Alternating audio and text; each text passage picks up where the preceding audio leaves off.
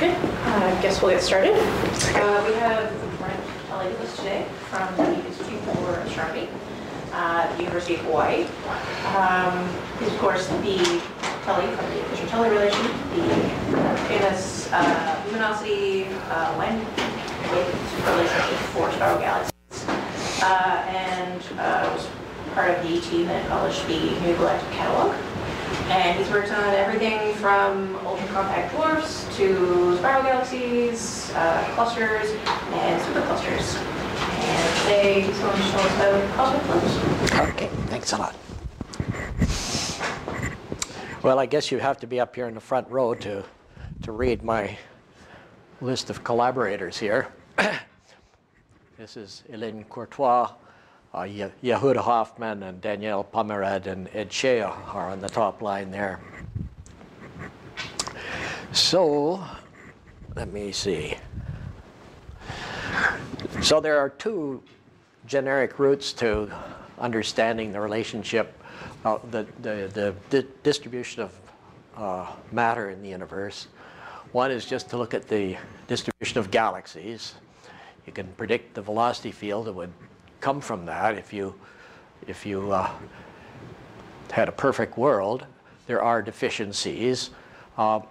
There's an alternate way of just looking at the velocities that galaxies have, and from their peculiar velocities, inferring the mass that must be dragging them around.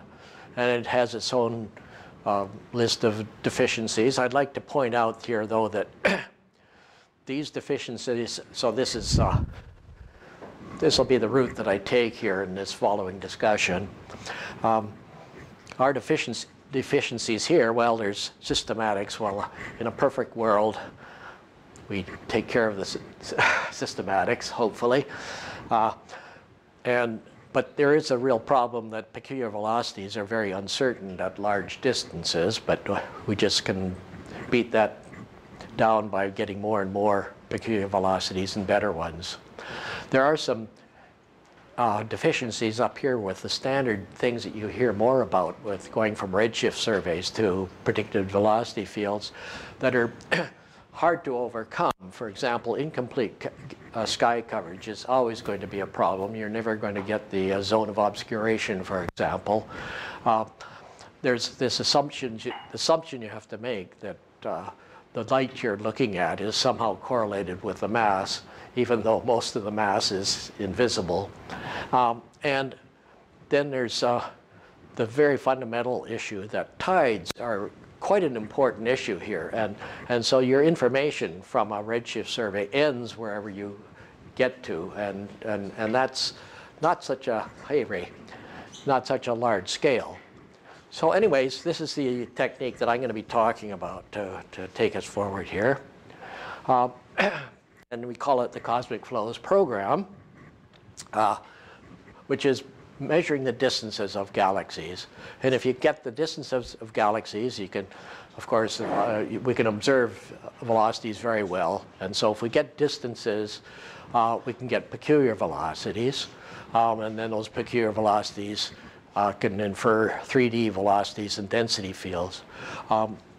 We can go on to other aspects of what we could do with all this information. We could go then run back to initial conditions, and then we can have constrained simulations, and some members of our collaboration, the Clues collaboration, do that sort of thing. That won't be really what I'll be talking about, just really be constraining my talk here today to these things here. Now, there is this serious problem, though, that that errors in peculiar velocities increase linearly with the distance. If you've got say, a percentage error of 10 or 20% or whatever it is, that manifests in such an error in the peculiar velocity, and that gets pretty grievous as you get out a ways. So a basic aspect of what I'll be talking about here is that we have very good information locally, extremely good. And I'll wind up this talk by showing you some results we have locally that where things are really very well defined, but things get worse as you go farther away. So the Cosmicflows program then involves putting together information from a bunch of different methodologies into a package here. Cosmicflows 2 involved all of these different ways of getting distances, where the elements in red are things that we've directly contributed ourselves, and the ones in black are from the literature. And this is what's happening in Cosmicflows 3, where we have 18,000 distances. Now, I do want to point out here, though, that these distances, it's not just throwing distances all together like you would find in NED, for example, putting everything together that you can find. These are very selective. So there are six different methodologies here, but I require that there be large samples, all consistent, so large consistent samples of each of these, be they surface brightness fluctuation or supernova or whatever it is, so that there's a lot of overlap between each of the methodologies, hundreds of overlaps, so that I can put them all onto a common system.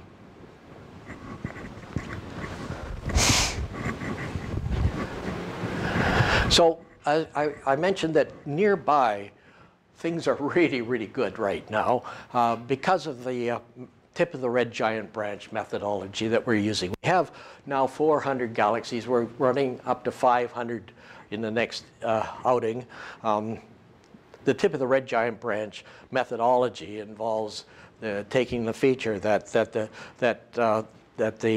the tip of the red giant branch, you've got the onset of helium burning, such that a star that reaches the tip then goes back down to the horizontal branch. But this luminosity is very well defined, and that it's a beautiful standard candle.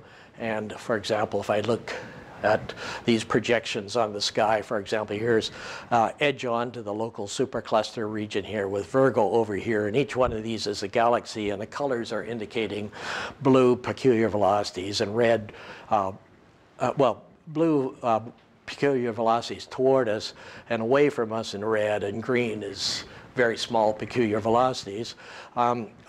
I'll show you a little bit more of this at the end, but these are two face-on views then of the same thing. So I'm just looking here at objects in the plane here, up here, and then all of these things below the plane are being projected over here. But let me come back to that at the end of the talk. So here's this relationship between luminosity of galaxies and line width as it stands rather recently, with Spitzer 3.6 meter, 3.6 micron luminosities against line width. And here's with 13 clusters. And these open symbols here are nearby galaxies that have either Cepheid or tip of the red giant branch distances as calibrators. Can you give us a little sense of relative accuracies of these? So the scatter here then would give you a 20% error in distance. So the tip of the red giant branch is comparable in accuracy to Cepheids? Well, Cepheids are twice as good. Okay. Yeah. And tip of the red giant branch are twice as good. And so are supernova. Yeah. But there's lots of these. So here's just showing what exists now with Cosmicflows 3. Okay, the histogram of velocities is going a little off the screen here. Is that a pointing issue? Is that where it looks like we're losing the right-hand edge of all of these? Is that rectifiable? Well, it doesn't matter. So if we could see it here just at the edge here, you'd see that this is cutting off right at 15,000. And so these orange, so it's a histogram of the components of CF3. Here's number, and this is velocity going out to 15,000. The orange here is the 60F sample from the southern hemisphere. And so you can see it's very dense. It goes out to 15,000, but it's all in the southern hemisphere. These gaps here are caused by the zone of obscuration. here's the ensemble up here. This is what Cosmicflows 2 looked like with 8,000 distances. Here's a new Spitzer sample of luminosity line with observations, and blowing this up. So this scale here is going out what to 400 megaparsecs, and here's a blow up of the central region here. These are typical. This is a typical red giant branch stuff. All these red things here are supernova, and you can see supernova going out to 0.1 C. Okay, so that's the data. Now, there's this tension in the value of the Hubble constant that comes up. The CMB people are talking about 67 as a value of the Hubble constant. You all heard about that. Adam Rees has presented this ladder that gives him 73. Here's calibrators. This is the very local calibrators. Up here is calibrating type 1a supernova with Cepheids in this panel here, and then that's taking that calibration out to large redshifts where he gets this value of 73. Now here's my take on the same thing. What I'm plotting over here is distance modulus of supernova with a preliminary 0-point setting. And then over here on this axis, I'm plotting the difference between that modulus and whatever other modulus I might know, say from Cepheids or other things. The Cepheids are in blue here. So if I just did a calibration, so then what I'm going to do is take a calibration from this panel here, which I'll describe a little bit more, and I'll take that to large scales here to calibrate then. Now, taking that calibration of type 1a supernova and looking for the best Hubble parameter on large scales. You can see I'm going to large redshifts here, to 0.1 to 0.3 or so, 0.4. And these are a couple of different samples here. And so what I'm doing here is just this Hubble parameter is then the velocity of a supernova divided by the distance after I've calibrated it over here. Now, if I've calibrated it just with the same Cepheids that Adam Rees used, which is all these blue stuff, I would again get his 73, just like he did. But if I add in all my other sources that I could use as calibrators, namely the overlap with all the rest of my sample, that's what all this stuff is over here. If it's in red, that's a case where I'm probably looking at a cluster. I say at least 3 other. That means that I'm looking at a Bell 400 or something like this where a supernova has gone off, and I've got a whole bunch of other ways of getting distances to that, and that produces a point over here. And if I take this calibration, I'm up to 75. Okay, so I'm totally consistent with Adam Rees, but if you allow me to look at my whole sample, I'm going up to 75. Anyway, I'm saying the tensions is certainly real with the 67. In particular, what I can do is here's my whole sample here, and each dot is a galaxy, and the colors are peculiar velocities, with blue being towards us and red being away from us. You can see there's a trend across here.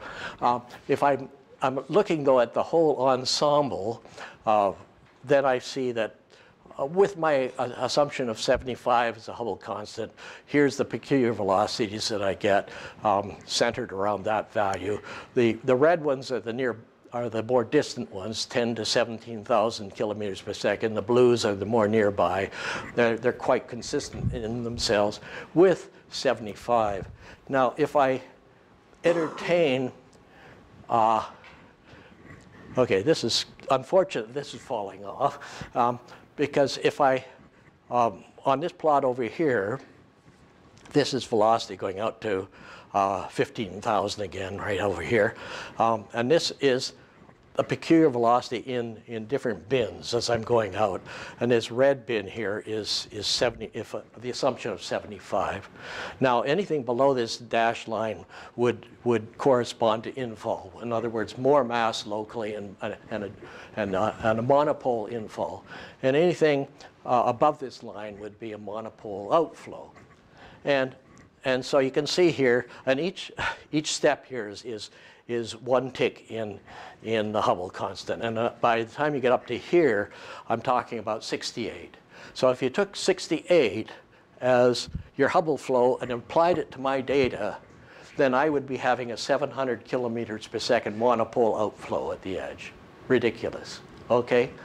So now, of course, you can always shift my 0 point by telling me that the Large Magellanic Cloud is farther or nearer. That would just shift things here. But accepting the 0 point, I'm saying that it's just that 68, 67 is just giving you a ridiculous monopole outflow in my data.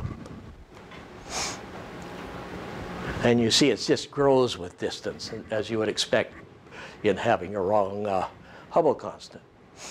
Okay, so we see a bulk flow across this whole region, going across here. Again, this is the zone of obscuration. We're in here, and the data over here. I'm showing you velocity of the bulk flow, and this is 100 megaparsecs inverse h over here. So our data is really going out to about here. And at that point, so the dashed line then is expectations from a lambda CDM model sampling a model, and these are 1 sigma lines on the dash, and this is what we're observing. And we're about 1 sigma high at 15,000 kilometers per second, which is to say it's compatible with lambda CDM, a little bit high, nothing too stressful. Okay, so where I'm going to go now is looking at velocity fields after passing all that data that I've shown you through a Wiener filter. And here's just some blah, blah, blah about aspects of it, Bayesian fit to assumptions of Gaussian fluctuations constrained by a lambda CDM power spectrum. Let me just, it has been cold.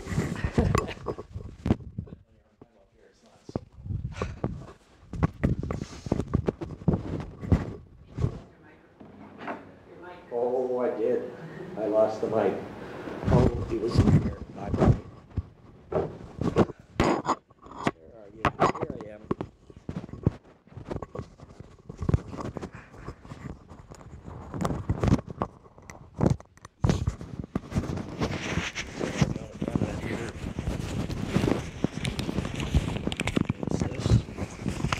Okay.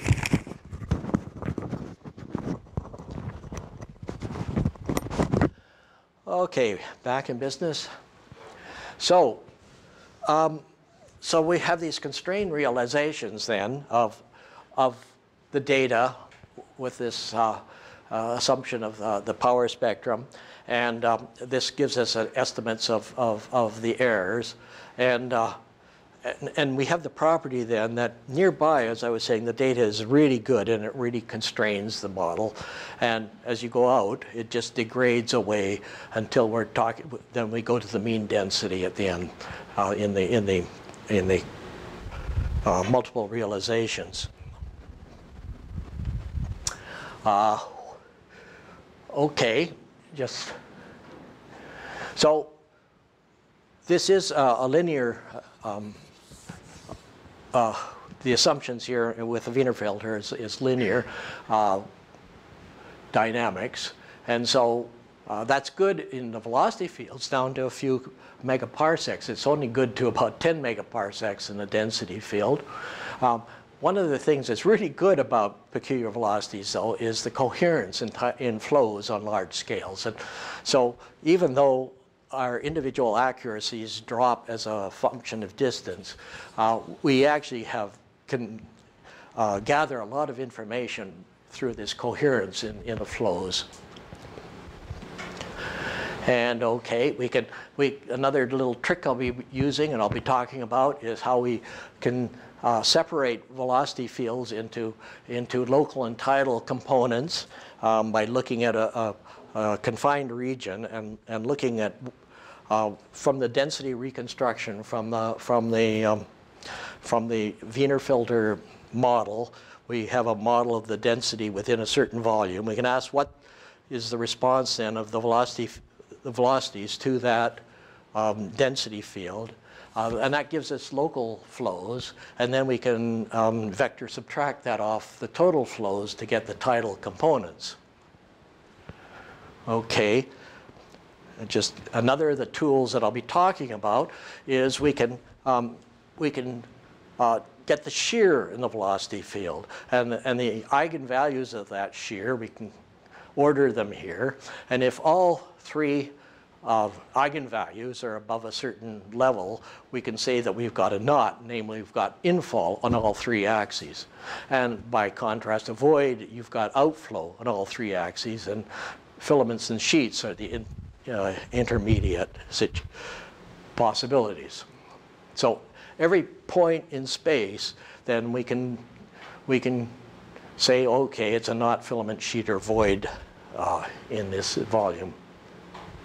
And then we have come up with this description of Laniakea, which I'll now get into a little bit more. Here's another way of showing Laniakea, but I'm going to show you some movies here that'll show this a lot more. So, okay, so here's a paper that we published a little while ago. All of these points on this ATOF projection are galaxies that end up being inside Laniakea, and we'll see something about that. So this is in supergalactic coordinates. Here's the zone of obscuration. I've just plunked a galaxy down here just to show that. And then, so the zone of obscuration goes vertical through this space and then around the edges. And here's then all the galaxies from 2-mass survey brighter than 11.75, zone of obscuration as usual here. You can see fingers of God here. So you can either read what is saying along here or listen to what I'm saying. So we've got, in this particular reconstruction, we're just using Cosmicflows 2. And so you can see us here in this little, these symbols down here. And you can see this going up to 15,000 kilometers per second in each of the axes. Now here's the objects then that we actually had distance for in Cosmicflows 2. Blue is peculiar velocities toward us, red is peculiar velocities away from us. And so, of course, they're all radial. But then with the Wiener filter, we have to then turn that into three-dimensional velocities and estimates of the velocity of the density field. So here we have the large-scale full flows from that data set as reconstructed from the Wiener filter. And here we are up here, by the way, up here. And you'll see, we'll identify some of these things here as we go along. So what are the lines there? So, yeah, so of course, a galaxy goes very small distance, but if you put yourself someplace in that field, wherever you put a seed, you would find out where the three-dimensional velocity is that you have, and then you go to the next step and follow that and keep following that as far as it goes, and that creates these streamlines, and the streamlines then end up someplace, which is the biggest. So before we just, in that previous plot, we just saw the potential field, and now we're seeing reconstructions of the density field. You'll notice how they're concentrated toward the center here. Shapley, wherever all these lines are going, doesn't look all that prominent there, but that's because it's way out at 15,000 kilometers per second, and our density field is really falling off towards the mean density at that point because it's getting outside the data. So we have good reconstructions locally in the density field. But we have these good reconstructions of the large-scale flows because of tidal aspects. So there we are. We even get to name things, and of course that's one of the little fun things is all these names are pretty known, but we get to name some things. Now this is the V-Web representation that I was talking about here, such that the red things here are knots according to the eigenvalues of the shear, local shear, and the blue are filaments, and the whites are sheets with this construction of the eigenvalues.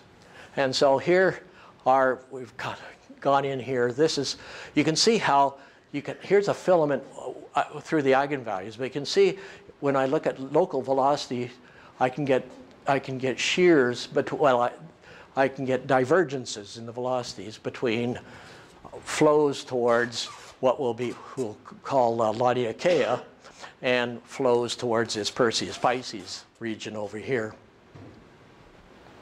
And it's quite interesting to see how you can have a continuous filament and then these breakpoints. Here I've just imposed a whole bunch of galaxies on here with giving color to certain structures. Who was Laniakea? Laniakea? So Laniakea is one of these things we got to name, and that's these flows. We'll get. Where does the name come from? Oh, Laniakea was. I just talked to some Hawaiian friends who had to. What are we going to call this? Lani is heaven in Hawaiian, and Akea is very, very large. Yeah.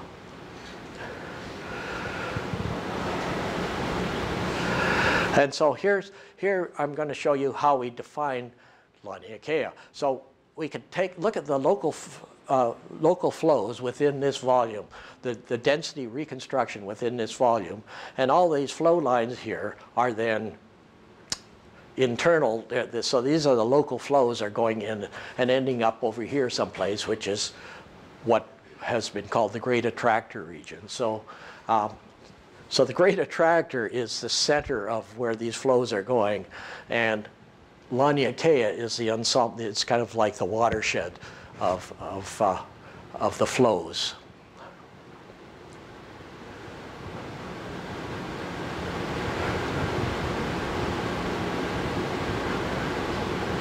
So, and of course we have these little spaceships going along here. It's to be appreciated. First of all, of course, this is all in co-moving coordinates.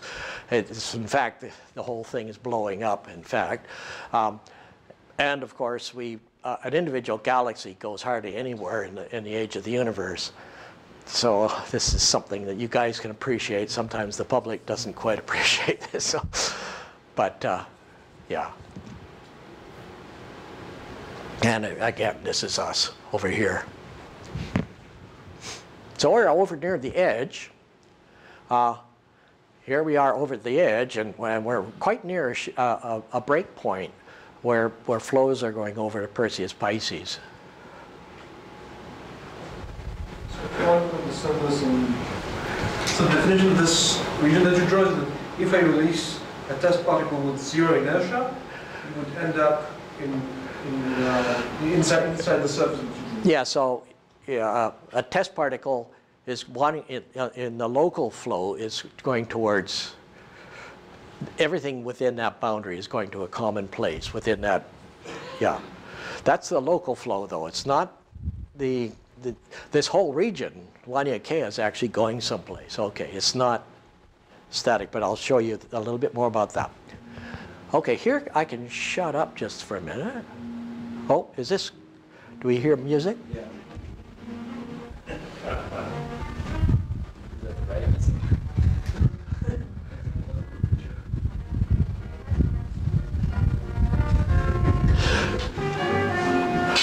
This is just to show something adjacent to us, how the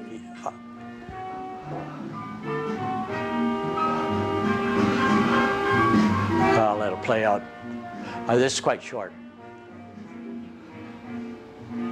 So we can start to, with the fullness of time, surely we'll we'll end up, you know, with all the other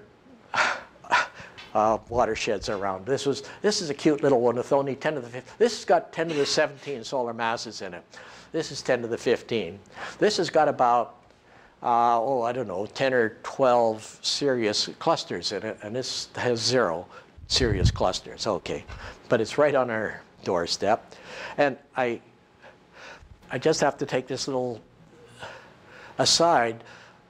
All of this Laodicea stuff has had such an has been a great inspiration to lots of people in the real world.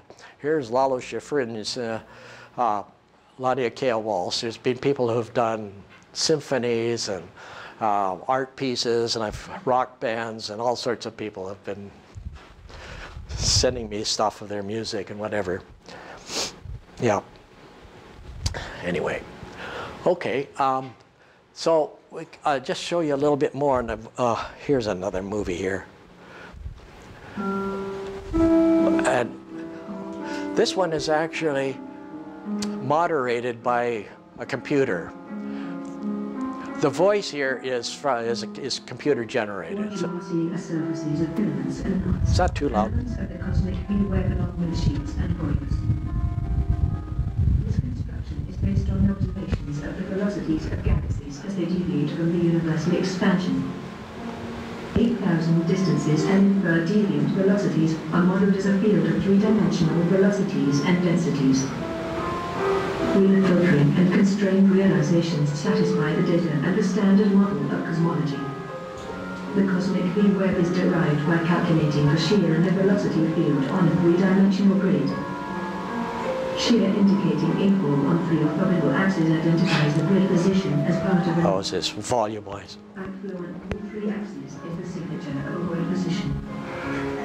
In between are moments, collapse on 2 axes, and sheets, collapse on 1 axis. Is that about the right volume? Surfaces can be defined that includes knots and filaments and, if desired, sheets and points.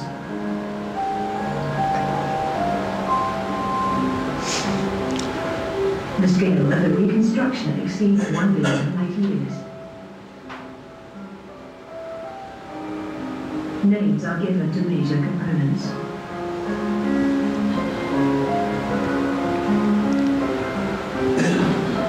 Global deviant velocity flow lines revealed by the Wheeler filter analysis are shown from selected seed positions. A flow line is constructed by stepping from an initial seed location in the direction of the deviant motion at that point, then taking further steps following the path of motions at each new point. The flow lines are given colors according to local velocity.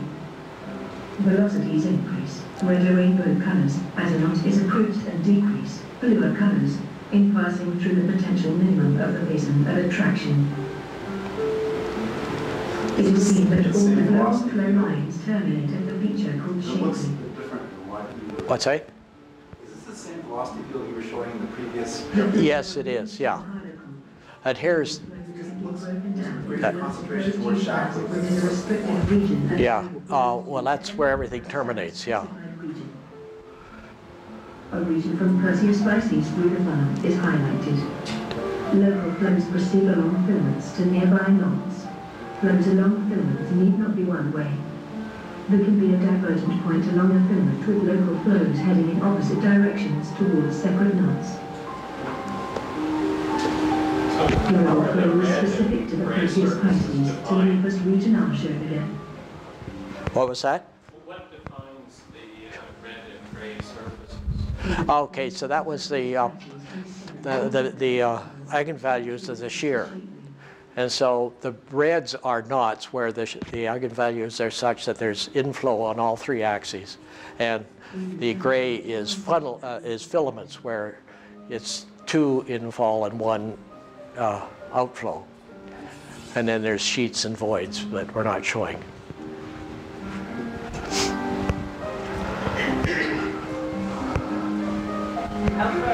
How far Individual galaxies. over a Hubble test? Well, an individual galaxy, as we have now here, these individual galaxies, they only move a few megaparsecs in the age of the universe. Yeah. Which is really just tiny. Yeah. So the whole region obviously is blowing up. This is, yeah. There's only very small regions which are actually bound. So do you believe all that texture in the gray surface? It's got a lot of convolutions in there. Or is that just... No, that's just art. Yeah.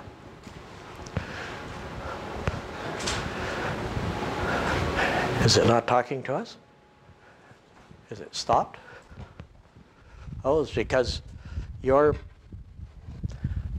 want a password here. Okay, okay. Okay.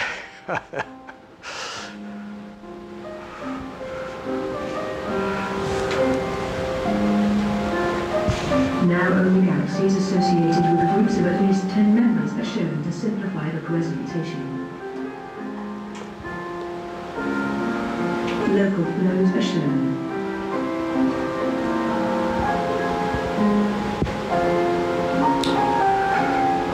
This is the divergent part of the velocity field. Yes, that's right. Yeah, that's right. These are. My question, because it looked like the position of the great attractor was being biased in part by the local tidal. Well, that's right. So yeah, there's the local and the tidal fields, and we're showing here the local fields, and then this whole thing is moving towards the tidal sources. The Perseus coma filament is highlighted. This structure is poorly seen in the distribution of galaxies because it lies behind the plane of the Milky Way, but it is well defined by the Wheeler filtering of galaxy motions. There is a divergence. Yes, the point that was just made here is the zone of obscuration goes through here, but you don't even notice it in this reconstruction. So this filament here goes through the zone of obscuration, and it is not well defined in a redshift survey. Hercules shaped blue filament is highlighted.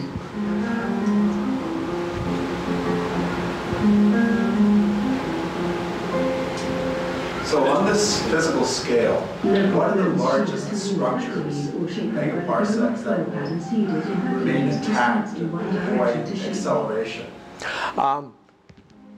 The first approximation, it's just these little groups here. Yeah, so whatever is red. No, but even so, those whole regions are maybe, yeah, like the great attractor region here, there are parts of the great attractor that are going to collapse, but in fact that whole great attractor region is going to, this is linear theory.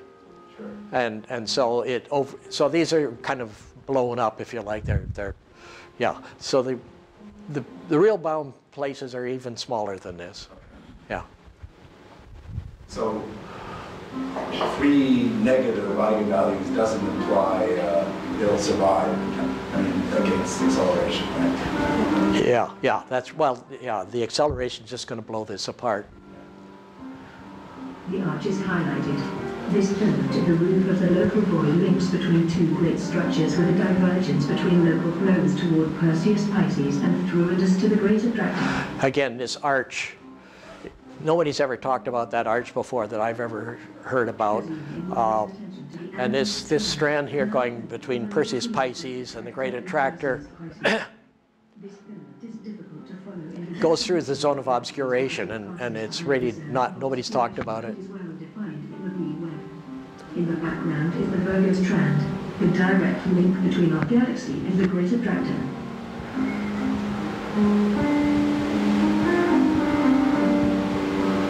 How much is the zone of avoidance being opened up by Spitzer? How much is what? It being opened up by Spitzer, since they presumably can go to it. Our galaxy, the Milky Way. Well, you also have to get redshifts. Yeah.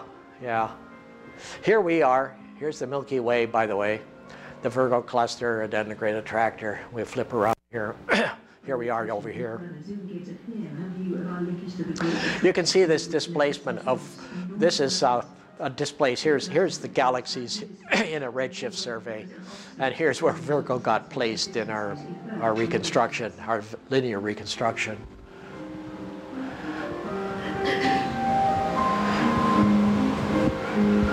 So did you just use the linear CITA spectrum? on the Earth's attractor is shown as a silhouette within the P web. Well, what we use the power spectrum, what, from WMAP? Yeah, but you didn't operate on the area.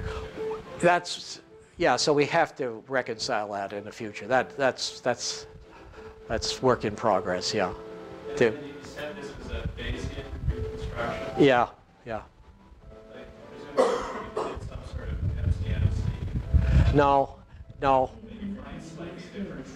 Yes, I know. We're doing that with our Cosmicflows 3 to get to, there's Momquist bias issues that we're still dealing with.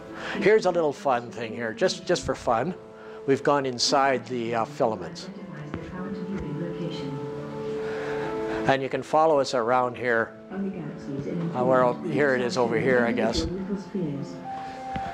So we're going inside, just for fun. We enter a filament connecting Perseus Pisces to Coma in the Great Wall. So we're only showing the main clusters here. We're not showing every galaxy.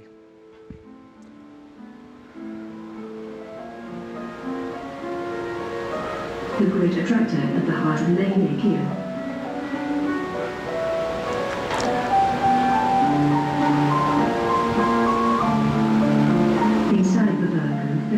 The vibrant cluster and the local group. We've shown all the galaxies around the local group. Here we are.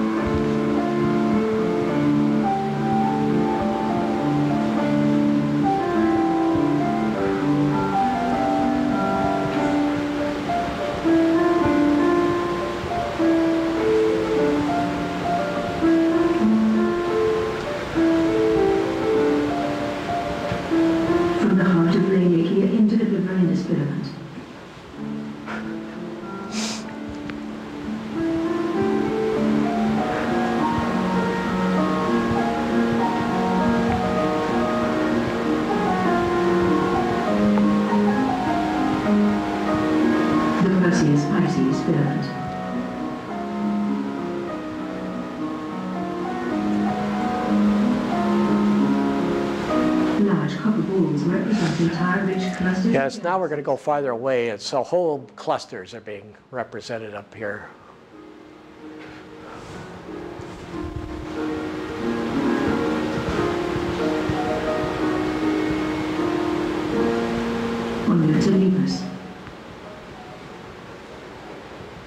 This Lepus area, Lepus, I guess, nobody's really talked about that. That's really quite an interesting region.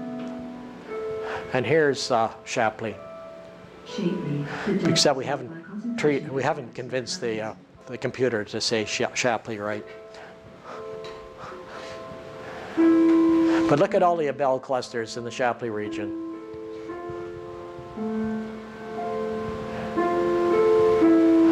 This is sort of like 30 megaparsecs across.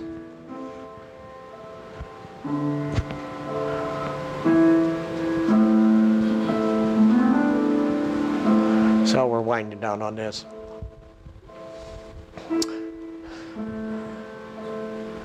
Just to give you the final. Shapley is the dominant synchro velocity flows. And then, since we're really into this cinematography thing here,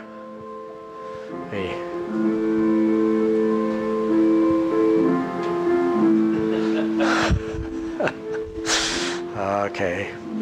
So what was Shapley measuring when he discovered the Shapley concentration? Was he picking out clusters? Or? He was picking out individual galaxies. In the 1930s, just a lot of, he saw a whole lot of galaxies in that area. Okay, this is actually yet another movie, shorter. This one is just on. Our local group of galaxies is moving with a velocity of 6. Here's the vector of our motion with respect to the microwave background. The quest for the sources of that motion has dominated cosmography in recent decades. and it has been assumed that the excesses in the distribution of matter induce this motion. Here we trace the large-scale structure of the universe by the filaments and knots of the cosmic V-wave. The motion vector of the local group is displayed as the yellow. Here we are, up here. The scale of the volume under scrutiny exceeds 1.7 billion light years.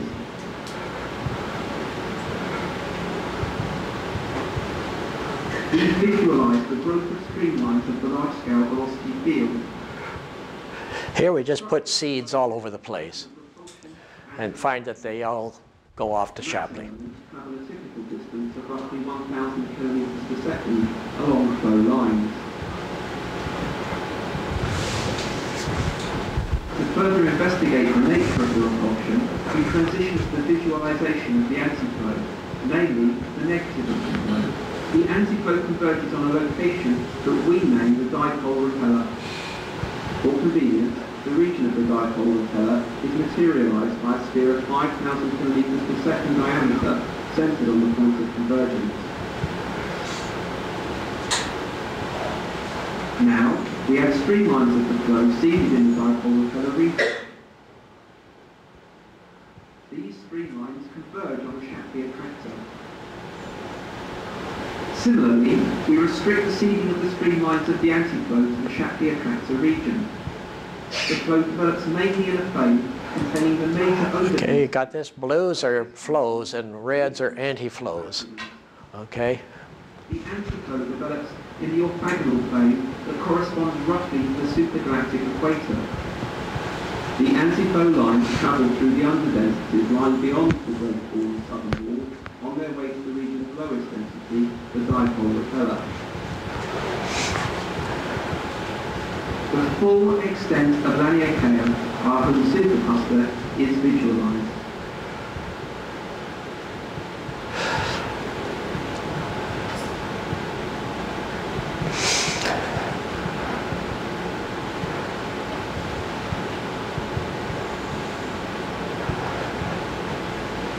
The dipole repeller is associated with a void reconstructed in the cosmic V-wave. We rotate the view so as to align. So here's the money thing here. The dipole repeller is better aligned with our motion, anti-motion, if you like, than the attractors. The anti-alignment of the CMB arrow with the dipole repeller direction is stronger than its alignment with the Shapley attractor.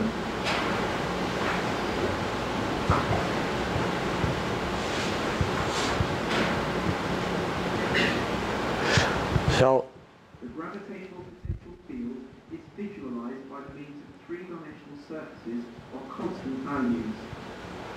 The surfaces of lowest potential materialize the dipole repeller. Surfaces of highest potential materialize the Shapley attractor. So what fraction of the local velocity is coming from these scales? okay, so that's so this 630 kilometers per second, we think that about half of it is coming from the combination of these two attractors that were about 300 or so, 400 locally, and about half of it is coming from the repeller, roughly. This representation seems to indicate that the great attractor is misnamed. Well, sure.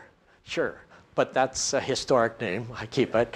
The great attractor is obviously significant, but the attractors then are the so-called great attractor at 5,000–6,000 kilometers per second, Shapley behind it at 15,000, and the great dipole repeller out at 16,000 in the opposite direction pushing.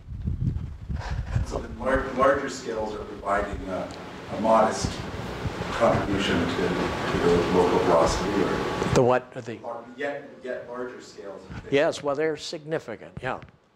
Now okay, so all of that I was showing you was with Cosmicflows 2, 8,000 distances, and now we're starting to look at Cosmicflows 3, which I guess went off the edge here. Anyways, it's turned out that with Cosmicflows 3, still the biggest attractor is Shapley. Okay, we got another, here's a attractor up here, the flow and the anti-flow. The flow is a Shapley. There's another one over here, a little guy. Here's the dipole repeller, even better aligned with the anti-apex of our motion. But we've turned up with a new void, if you like, a super big void that's important. And for what it's worth, it's coincident in direction with this so-called cold spot in the CMB. Is there some water, by the way? Anyways, the CMB fluctuations. There's a particular cold spot that the people have thought is in contradiction to Gaussian fluctuations. And what's causing it here? Maybe it's integrated Sachs-Wolf effect in an accelerating universe where photons coming out of a void have less of a climb than when they dropped in. And so whether or not that's anything to do with it, all we can say is we've come up with a new big repeller that's in fact overlaps in direction with that cold spot. Okay? So, but it's a way out. This is out at 23,000 kilometers per second, and our data is only going out to 15,000. So we're only getting this from the tidal inferences in the Wiener reconstruction. While we are going on, I've said that the Wiener filter is a linear reconstruction. Yehud Hoffman has come up with a way that he's calling quasi-linear, and you can see just in these two images that you can get better resolution. We can get inferences on the density field down to a few megaparsecs from this approach, but that's work in progress. So where I just want to end up is coming back in close, because I told you that we have really good data in close. Here, what we're using instead of the Wiener filter, which is a linear reconstructions, we're going into a fully nonlinear numerical action orbit reconstruction procedure, okay, where the action is then the integral of the Lagrangian. With time, Lagrangian is this relationship between the kinetic and potential energy of the particles, and the equations of motion solve these saddle points of the action. Yeah, thanks. Oh, good. Thanks a lot.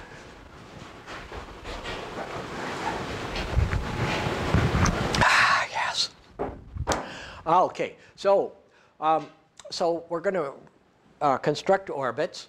We know positions on the sky very well. We know distances. That's what I've been making an industry of. We know radial velocities very well.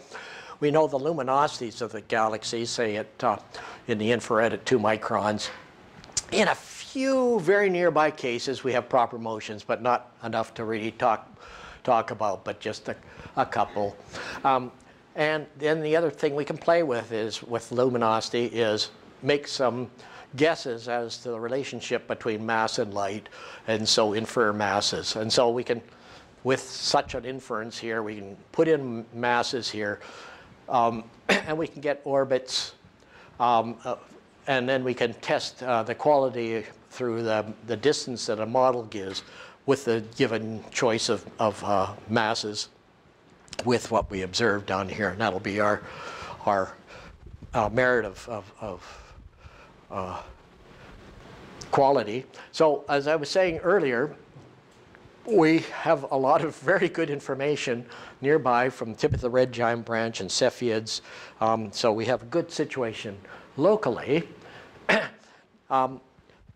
This is a talk in itself, if you like, but I'll just mention in a couple of slides here. So there's this, what we've now seen locally that's rather convincing is that the satellites of Andromeda Galaxy, and probably our own galaxy, are in these thin sheets, thin planes. This is the original plane that Ibata et al. Found with all these, here's M31 and all of these satellites, and we are in that same plane. And Ed Shea and I saw that about half of the remaining satellites of Andromeda seem to lie in another plane. But I'll focus on this main plane, which is the most convincing.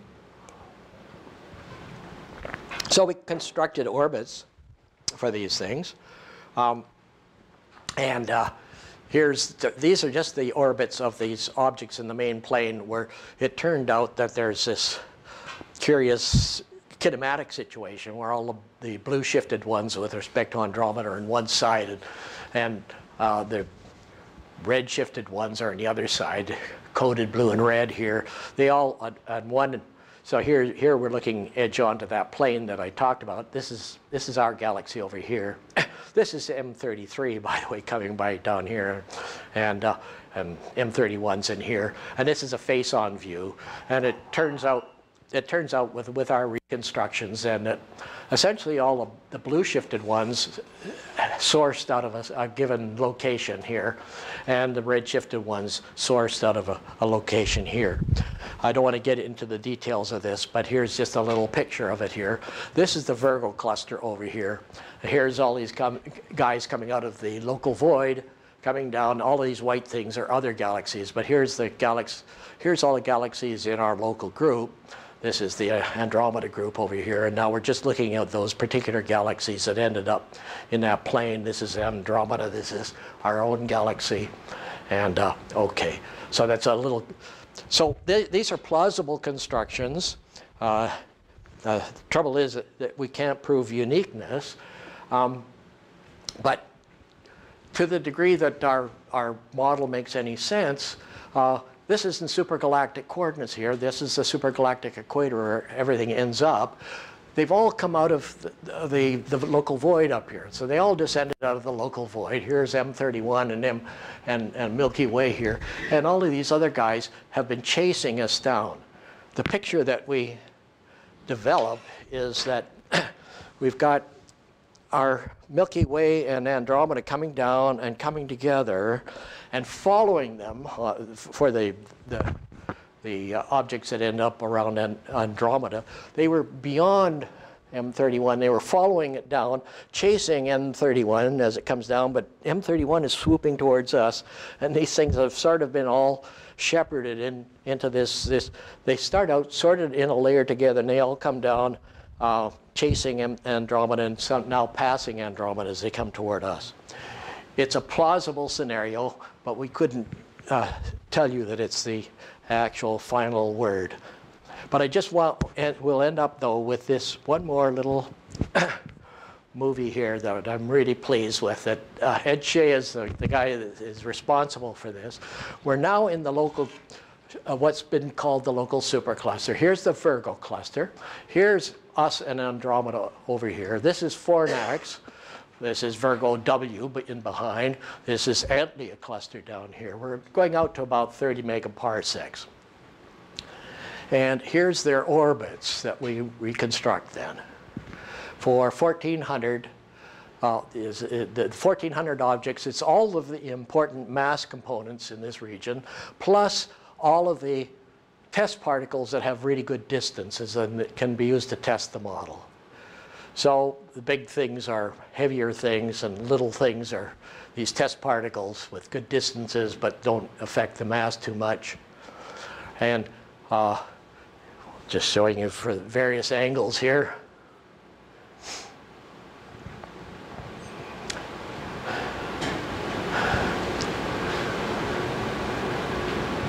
Now, what I'm going to show you here, so you can see these, and these are supergalactic coordinates, supergalactic X and Y, and then Z is perpendicular to the plane. So now I'm just going to show you, here's the supergalactic equator. Look at every galaxy, with a little bit of a mess over there, but every galaxy up here is coming down. Everyone coming down onto that plane. So it's a big empty region up here. This is, the local void is up there, but this is a huge void above this area here. But there's things up there, but it's pretty empty.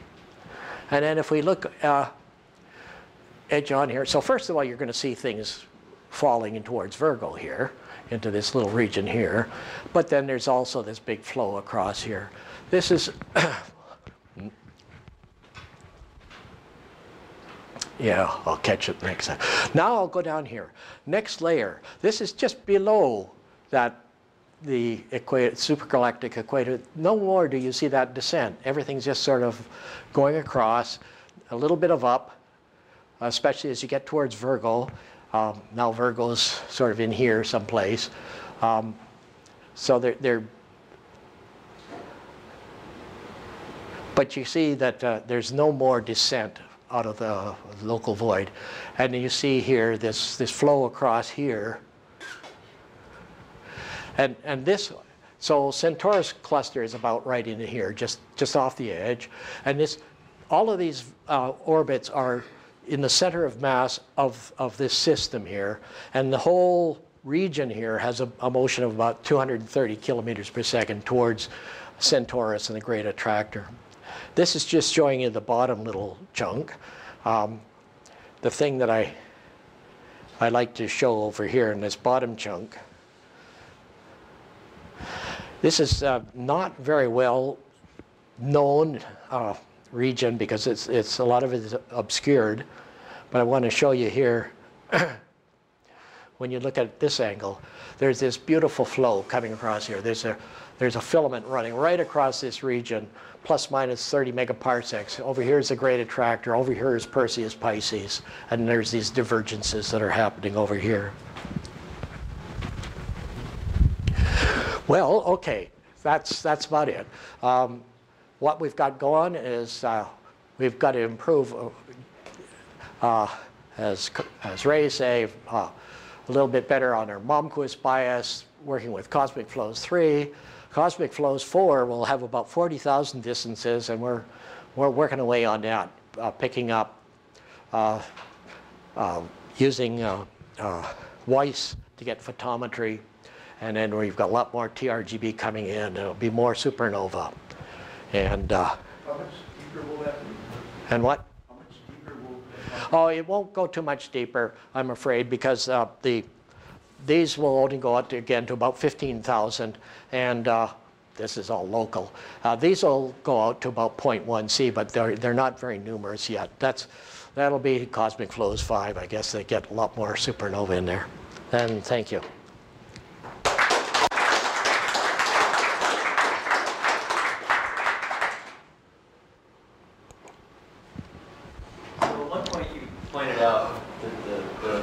Virgo cluster galaxies were offset from your reconstruction of the knot in the Virgo. Is that kind of displacement something you're explaining by saying that the light and the mass are biased from each other, or is there some other explanation? No, I think this is just redshift distortion right now. That is to say, the galaxies are being placed in redshift space, and we're doing a reconstruction. We have to look for that reconciliation better. First of all, we're in linear theory here. That's a main part of it, and it breaks down as you get into these high density regions. Yeah. Yeah. Also, when you mentioned these window filter techniques to fill in data that is noisy or is missing. That's using only this information of peculiar velocities? Yes. Densities are never introduced. That's right. Yeah. And so the fact that it does line up with, as I was saying, is a good sign. Yeah, well, yeah. But it is quite brilliant how we see structure right through the zone of obscuration with little hindrance, with the filtering. Yeah. So what's your opinion on the discrepancy between your H-naught? Yeah. Well, I feel very strongly that that H-naught's not likely to go below 70. Anything below that is just not in the cards as far as I can see from measurements. And what can I say? I mean, there's three possibilities, right? As we all know, there's either we're messing up with our measurements of distances, or the CMB people are messing up, or there's some new physics, and you take your choice.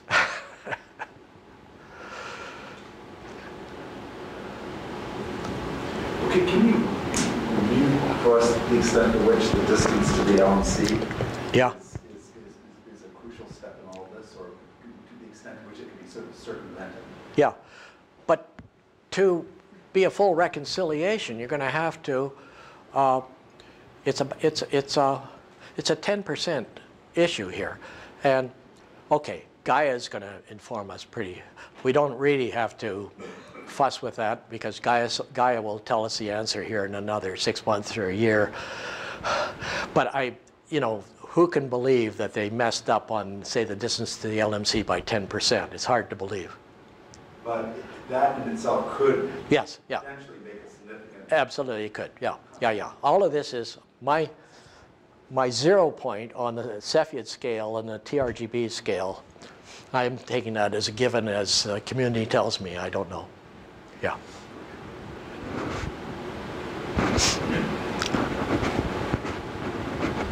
What's known observationally about the great attractor in the Shapley region? Is it very dark matter rich, or are there just galaxies and clusters we're not seeing? Well, it's the usual ratio. That is, there's a lot of galaxies there. Yeah, there's. So it's just Yeah. cluster. Sure. For example, in the so-called great attractor region, there's about 8 decent-sized clusters there, like Virgo-type clusters there at 4,000 or so, or 6,000, 4,000 or 5,000. And Shapley has like 30 Abell clusters in across 30, 40 megaparsecs. So that's it's not like around here. And then there had been, by the way, a hint of this dipole repeller going well back, because, and I was involved in a survey of X-ray clusters. So the nice thing is that X-rays penetrates through the zone of obscuration. It's sometimes tough to actually identify if there's a cluster there and what its redshift is, but you can get quite tight into the zone of obscuration with X-rays. And so we had actually been surveying for X-ray clusters, and there's just a lot more in the Shapley direction and great attractor Shapley direction, and there's essentially none in this other direction. And so we actually inferred at that time, we said, well, it could be a pole, or it could be that there's just nothing in that other direction.